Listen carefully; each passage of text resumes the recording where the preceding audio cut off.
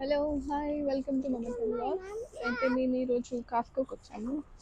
కాస్కో అంటే like Indian DMart అండి, పెద్ద ఏమైంది లైక్ ఫర్ గ్రాసరీస్ ఓన్లీ.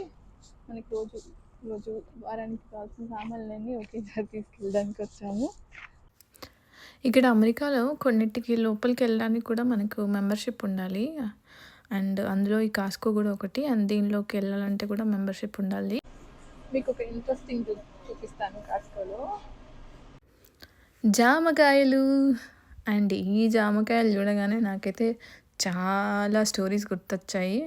నా చిన్నప్పుడైతే యాక్చువల్గా ఒకటి మెమరబుల్ ఇన్సిడెంట్ ఏంటంటే చెప్తాను. యాక్చువల్లీ ఈ డబ్బాలో మనకి ఆల్మోస్ట్ ఎన్ని జామకాయలు కనిపిస్తున్నాయంటే అరౌండ్ 18 to 20 అలా ఉంటాయి. అండ్ ఈ జామకాయలకు వచ్చేసి కాస్కోలో అదే $6.5 పెట్టాడు. అండ్ ఇది మన ఇండియన్ కరెన్సీలో అరౌండ్ 600 to 700 ఉంటుంది. యాక్చువల్లీ నా చిన్నప్పుడు ఏం జరిగిందంటే, మేము స్కూల్ నుంచి ఇంటికి వచ్చే దారిలో ఒకరింట్లో చాలా జామ చెట్లు ఉంటాయి. అయితే చాలా రోజుల నుంచి అనుకున్నాం, ఎప్పుడు ఎవరు లేకుండా ఉంది చూసి ఎప్పుడైనా జామకాయలన్నీ ఎత్తుకెళ్ళిపోదామని.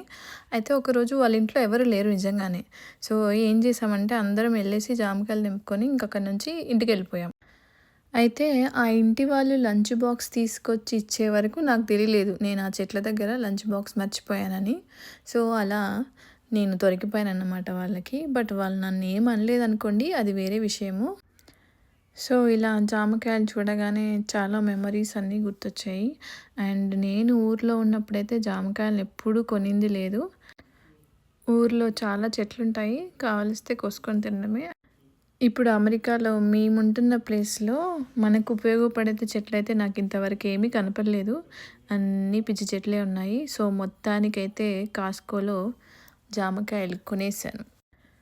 చూస్తే ఊరుకోముగా, తినాల్సిందే. సో మొత్తానికైతే కాస్కోలో మాకు ఈ వారానికి సరిపడా సామాన్లు అయితే తీసుకున్నాం.